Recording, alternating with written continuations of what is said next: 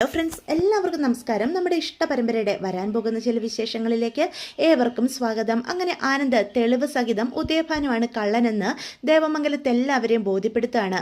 അറിഞ്ഞ സത്യം ഉൾക്കൊള്ളാൻ കഴിയാതെ ബാലനും ഗോമതിയും സ്തംഭിച്ചു നിൽക്കുക. പണക്കാരനായ ഉദയഭാൻ സാറിന് എന്തിനാണ് നമ്മുടെ കടയിലെ ഈ തുച്ഛമായ പൈസ എന്നുള്ളൊരു ചിന്തയോടുകൂടി അച്ഛന് ഇപ്പോഴും ഇതൊന്നും വിശ്വസിക്കാൻ സാധിക്കുന്നില്ലേ എന്ന് പറയാം. അപ്പം ദേവിയുടെ മുഖത്തേക്കാണ് കേട്ടോ ബാലൻ നോക്കുന്നത്. തല കുനിച്ച് ഉള്ള ദേവിയുടെ നിൽപ്പ് കാണുമ്പോൾ ബാലൻ പറയും, ആനന്ദേ മോനെ, ഉദയഭാനു സാറ് നമ്മുടെ സ്വന്തം കടയല്ലേ എന്ന് കരുതി ആവശ്യം വന്നപ്പോൾ കുറച്ച് പൈസ എടുത്തു കാണും. എന്നോടത് പറയാനും മറന്നു പോയിട്ടുണ്ടാകും. അതിനെ നീ ഇങ്ങനെ പെരുപ്പിച്ച് കാണിക്കല്ലേ എന്ന് പറയാം. അച്ഛനത് എന്തറിഞ്ഞിട്ടാ ഇപ്പോഴും അയാളെപ്പോലൊരു ഫ്രോഡിനെ ന്യായീകരിക്കുന്നത് എന്ന് പറയാം. അപ്പം ആനന്ദിനോട് ഗോമതി ചോദിക്കും, നീ എന്തൊക്കെയായി വിളിച്ച് പറയുന്നത്? ദേവിയുടെ അച്ഛനാണത്, ആ മര്യാദ കൊടുത്തു വേണം സംസാരിക്കാൻ. എന്ത് മര്യാദ? അയാളുടെയും ഇവളുടെയും അഭിനയത്തിൽ ഈ വീട്ടിലുള്ളവരെല്ലാം വിശ്വസിച്ചിരിക്കുക. ഇവർ നമ്മളോട് ചെയ്ത് ചതി അറിഞ്ഞു കഴിഞ്ഞാൽ അച്ഛനും അമ്മയും തന്നെ ഇവളെ ഇപ്പോൾ ഇവിടുന്ന് വലിച്ചഴിച്ച് പുറത്താക്കും എന്ന് പറയാം. നീ എന്തൊക്കെയാ ആനന്ദ ഈ പറയുന്നത്? നിന്റെ ഭാര്യ ദേവി, അവളെപ്പറ്റി ഇങ്ങനെയൊക്കെ പറയാൻ നിനക്ക് എങ്ങനെ തോന്നുന്നു എന്ന് ചോദിക്കാം. പെട്ടെന്ന് മീന് പറയും, ആനന്ദേട്ടനെ ദേവിയെടുത്തോട് ഇത്രയ്ക്ക് ദേഷ്യം എന്തുകൊണ്ടാ? ആ കുഞ്ഞിനെ നഷ്ടപ്പെട്ടതിൻ്റെ പേരിലാണോ എന്ന് ചോദിക്കുക. ആ കുഞ്ഞിനെ നഷ്ടപ്പെട്ടതിൽ ദേവിയെടുത്തിയുടേതായ ഒരു തെറ്റുമില്ല. അത് സംഭവിച്ചത് മറ്റൊരു രീതിയിലാണ്. വേണ്ട മീനു, നീ ഒന്നും പറയണ്ട. ഇവളൊരു തെറ്റും ചെയ്തിട്ടില്ല എന്ന് നിങ്ങളൊക്കെ വിശ്വസിക്കുന്നുണ്ടാവും. പക്ഷേ എന്നോട് ഇവള് ചെയ്ത നെറുകേടുകൾ തെളിവ് സഹിതമാണ് ഞാൻ പിടിച്ചിരിക്കുന്നത്. അതുകൊണ്ട് ഇനി ആര് ഇവൾക്ക് വേണ്ടി സംസാരിച്ചാലും ഞാൻ അതൊന്നും കാര്യമാക്കാൻ പോകുന്നില്ല എന്ന് പറയാം. അപ്പോൾ ആനന്ദിനോട് ഗോമതി പറയും, നീ എന്തൊക്കെയായി വിളിച്ചു പറയുന്നത്? ദേവിമോൾ ഒരു പാവവാ. ആ കുഞ്ഞിനെ നഷ്ടപ്പെടുത്താൻ കാരണം ദേവിമോളുമല്ല, അലോക, അവൻ ഒരാൾ കാരണമാണ് ആ കുഞ്ഞിനെ നഷ്ടപ്പെട്ടത് എന്ന് പറയാം. നിങ്ങളിനി എന്തൊക്കെ കള്ളങ്ങൾ വിളിച്ചു പറഞ്ഞാലും അതൊന്നും സത്യത്തെ മറയ്ക്കുന്നില്ലല്ലോ അമ്മേ എന്ന് ആനന്ദ് ചോദിക്കുക. കുഞ്ഞിനെ എനിക്ക് നഷ്ടപ്പെട്ടു, അത് ഞാൻ ഉൾക്കൊണ്ട് കഴിഞ്ഞു. അതുമാത്രമല്ലല്ലോ, ഇവൾ എന്നോട് എത്രയെത്ര ചതികൾ ചെയ്തിട്ടുണ്ടെന്നറിയാവോ? ഇവളുടെ അച്ഛൻ വലിയ ബിസിനസ്സുകാരനാണെന്ന് പറഞ്ഞല്ലേ കല്യാണം കഴിപ്പിച്ചത്. എന്നാ കേട്ടോ, ഇവളുടെ അച്ഛൻ ഉദയഭാനുവിന് ഒരു ബിസിനസ്സില്ല, കടവും കടത്തിൻ്റെ കൂടുമായിട്ട് തെരുവിൽ ജീവിച്ചതാ ഇവളും ഇവളുടെ കുടുംബവും എന്ന് പറയാം. പക്കയായിട്ട് സത്യം വിശ്വസിക്കാൻ കഴിയാതെ ബാലനും ഗോമതിയും നിൽക്കുക. അപ്പം ബാലൻ പറയും, ആനന്ദേ, എനിക്കും ഇങ്ങനെ ചില തെറ്റിദ്ധാരണകളൊക്കെ ഉണ്ടായിരുന്നു ഉദയഭാനു സാറിനെ പറ്റി. പക്ഷേ അതൊക്കെ തെറ്റായിരുന്നു എന്ന് എനിക്ക് ബോധ്യപ്പെട്ടു. ഉദയഭാനു സാറിനെ പോലെ ഒരു വലിയ മനുഷ്യനെ പറ്റി നിന്നെയും ആരോ തെറ്റിദ്ധരിപ്പിച്ചിരിക്കുന്നതാ. ഇല്ല അച്ഛാ, ഇതൊക്കെ എൻ്റെ ശരിയായ ധാരണയാ. വെറുതെ എനിക്ക് തോന്നിയതിൻ്റെ പേരിൽ ഇതൊക്കെ വീട്ടിൽ ഞാൻ വിളിച്ചു പറയുമെന്ന് അച്ഛന് തോന്നുന്നുണ്ടോ? ഇവളുടെ കുടുംബത്തെ പറ്റിയുള്ള സകല സത്യങ്ങളും എനിക്ക് എന്നോ മനസ്സിലായതാ. ഞാൻ അതൊക്കെ എൻ്റെ കുഞ്ഞിന് വേണ്ടി പുറത്തും ക്ഷമിച്ചും ഇവളെ ഞാൻ ഭാര്യയായി കണ്ടതാ. പക്ഷേ ആ കുഞ്ഞിനെയും എനിക്ക് നഷ്ടപ്പെട്ടു. ഇപ്പം മാമനെ കള്ളനാക്കി എല്ലാവരും കൂടി. പക്ഷേ കാശടിച്ചു മാറ്റിയത് ഇവളുടെ അച്ഛനാ. ഇത് ഇന്നും ഇന്നലെയും തുടങ്ങിയതൊന്നും അല്ല എന്ന് ആനന്ദ് പറയാണ്. അപ്പം ദേവിയുടെ അടുത്തേക്ക് ബാലൻ ചെല്ലുക. എന്തൊക്കെയാ മോളെ ഇവനീ വിളിച്ചു പറയുന്നതെന്ന് ചോദിക്കാം. അവളൊന്നും പറയില്ല. അവളുടെ അച്ഛനെ പറ്റിയുള്ള സത്യങ്ങളൊക്കെ അവൾ എങ്ങനെ നമ്മളോട് വിളിച്ചു പറയും എന്ന് പറയാം. അപ്പം പെട്ടെന്ന് ദേവി കരഞ്ഞുകൊണ്ട് ബാലൻ്റെ കാലിലേക്ക് വീഴാം. ബാലച്ച, എന്നോട് ക്ഷമിക്കണം, ഒന്നും മനഃപൂർവ്വമല്ല, നിവൃത്തികേട് കൊണ്ടാ. എൻ്റെ അച്ഛൻ ഓരോന്ന് കാര്യങ്ങൾ പറഞ്ഞപ്പം ഞാനും അതൊക്കെ അനുസരിച്ച് പോയി. എൻ്റെ മുന്നിൽ വേറെ വഴിയില്ലായിരുന്നു എന്ന് പറയാം. അപ്പോൾ ഗോമതി ദേവിയുടെ മുന്നിലേക്ക് വന്ന് നിൽക്കുക. അതിനർത്ഥം ഇവൻ പറഞ്ഞതൊക്കെ സത്യമാണെന്നാണോ? അപ്പം ദേവി തല കുനിച്ച് തന്നെ നിൽക്കുകയാണ്. അപ്പം പെട്ടെന്ന് ബാലൻ പറയും, അത് പോട്ടെ, ഉദയഭാനുവിന് കാശുണ്ടാകില്ല എന്നും കരുതി നിൻ്റെ ഭാര്യയാണ് ദേവി, അവളെ നിനക്ക് മറന്നു കളയാൻ പറ്റുമോ എന്ന് ചോദിക്കാം. അച്ഛാ, അതുമാത്രമല്ല, വീണ്ടും എന്തൊക്കെ പറഞ്ഞാൽ ഇവരെ നമ്മൾ പറ്റിച്ചിരിക്കുന്നതെന്നറിയാവോ? ഇവൾക്ക് നല്ല വിദ്യാഭ്യാസം ഉണ്ടെന്നല്ലേ പറഞ്ഞിട്ടുള്ളത്. ഇവളുടെ വിദ്യാഭ്യാസ യോഗ്യത എന്താണെന്ന് അച്ഛൻ തന്നെ ഇവളോട് ചോദിച്ചു നോക്ക്. നമ്മളെല്ലാം പറ്റിച്ച് ഇവൾ എവിടെയാണ് ജോലിക്ക് പോയത് എന്ന് ചോദിക്കുക എന്ന് പറയാം. അപ്പോൾ പെട്ടെന്ന് ഗോമതി പറയും, അവൾ IT കമ്പനിയിലല്ലേ ജോലിക്ക് പോയത്. അത് നമ്മളെയൊക്കെ പറ്റിക്കാൻ ഇവളുടെ കുടുംബവും കൂടി പറഞ്ഞുണ്ടാക്കിയതല്ലേ. ഇവൾ ജോലിക്ക് പോയത് അച്ഛൻ പച്ചക്കറി സപ്ലൈ ചെയ്യുന്ന ഒരു ഹോട്ടലില്ലേ, അവിടെ വെയിറ്ററായിട്ടാണ് ഇവൾ ജോലി ചെയ്തിരുന്നത്. ഇവളെ ഞാൻ കയ്യോടുകൂടി പൊക്കി. അപ്പോൾ ഇവൾക്ക് എൻ്റെ മുന്നിൽ നിന്നും ഒഴിഞ്ഞു മാറാൻ സാധിക്കില്ലല്ലോ. ഇവളുടെ വിദ്യാഭ്യാസ യോഗ്യതയ്ക്ക് അത് തന്നെ വലിയ ജോലിയാണ്, അത്രയ്ക്ക് പഠിത്തമുണ്ട് ഇവക്ക് എന്ന് പറയാണ്.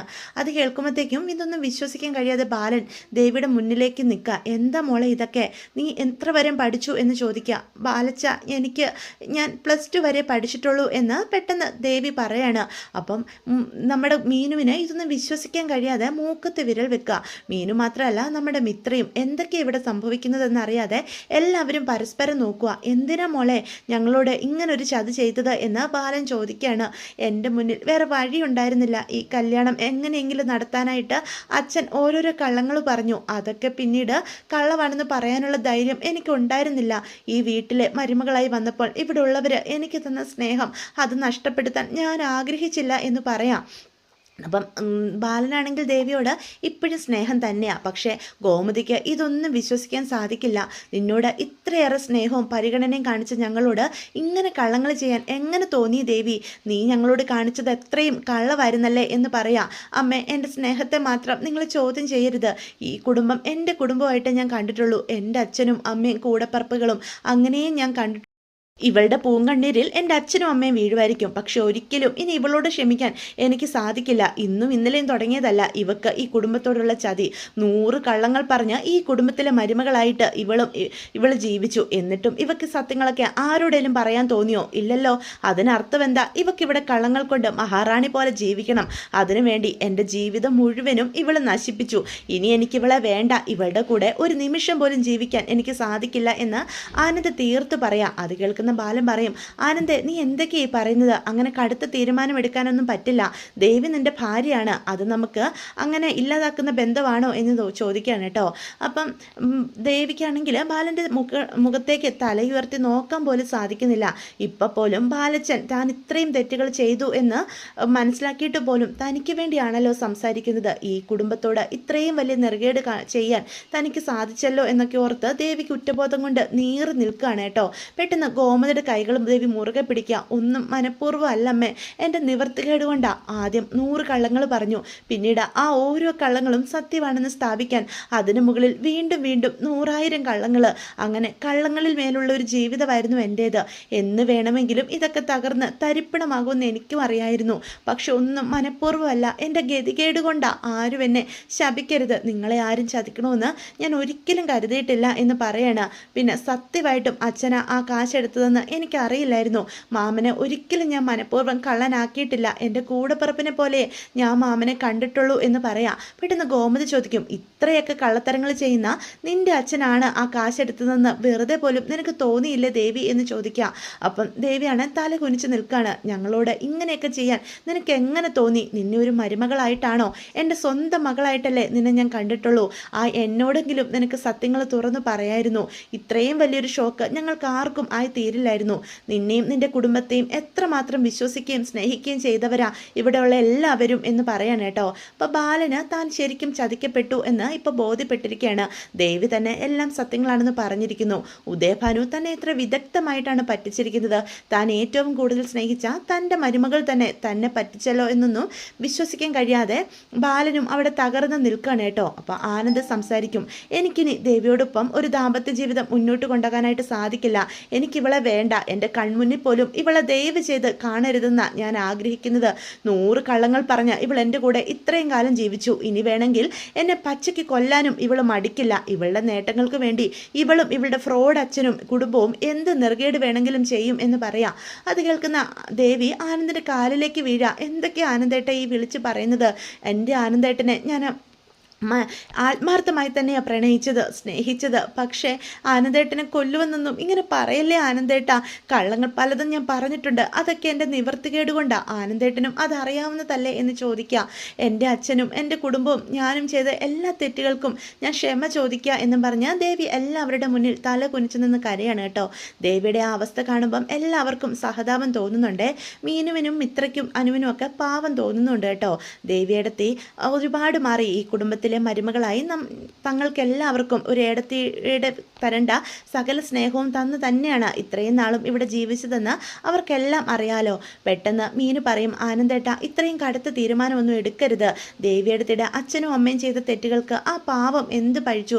നിവർത്തികേട് കൊണ്ട് അച്ഛൻ്റെയും അമ്മയുടെയും കൂടെ അതിന് നിൽക്കേണ്ടി വന്നു. അതിനെ ഇങ്ങനെ വേദനിപ്പിക്കില്ലേ ആനന്ദേട്ട എന്ന് മീനു അപ്പം പറയണം. ഇല്ല മീനു, ഇനി ആരെന്തൊക്കെ പറഞ്ഞാലും എനിക്ക് വയ്യ, ഒട്ടും വയ്യാഞ്ഞിട്ടാ. ഇത്രയും കള്ളങ്ങൾ ചെയ്ത് ഒരല്പം പോലും എന്നോട് നീതി കാണിക്കാത്ത ഒരു ഭാര്യയെ എനിക്ക് വേണ്ട. ഒരാളുടെ വിശ്വാസം അത് തകർന്നു കഴിഞ്ഞാൽ അത് തകർന്നത് തന്നെയാണ്. എനിക്കിപ്പോൾ ഇവളോട് ഒരല്പം പോലും വിശ്വാസമില്ല.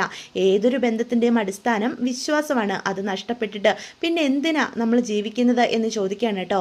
ആകാശ മീനുവിനോട് ഇത്ര ഒരു തെറ്റ് ചെയ്തിരുന്നെങ്കിൽ മീനുവിന് അത് സഹിക്കാൻ കഴിയുമായിരുന്നോ എന്ന് ചോദിക്കുക. അപ്പം മീനുവിനും അതിന് മറുപടിയില്ല. അത് കേൾക്കുന്ന ദേവി മീനുവിൻ്റെ അടുത്തേക്ക് ചെല്ലുക. എനിക്ക് വേണ്ടി ഇത്രയെല്ലാം നീ സംസാരിച്ചില്ലേ, അത് തന്നെ ധാരാളം. എൻ്റെ അനിയത്തിമാർ എന്നെ തള്ളിക്കളഞ്ഞില്ലല്ലോ എന്നും പറഞ്ഞ് ദേവിയും അവിടെ നിൽക്കുകയാണ് കേട്ടോ. അപ്പോൾ ഇതൊക്കെയാണ് വിശേഷങ്ങൾ. അപ്പോൾ വീഡിയോ ഇഷ്ടപ്പെട്ടുവെങ്കിൽ ചാനൽ ഒന്ന് സബ്സ്ക്രൈബ് ചെയ്ത് സപ്പോർട്ട് ചെയ്യണേ. ലൈക്ക് ചെയ്യാനും മറക്കരുത്. നിങ്ങളുടെ അഭിപ്രായങ്ങൾ കമൻറ്റ്സ് വഴി എന്നെ അറിയിക്കാനും മറക്കരുത്.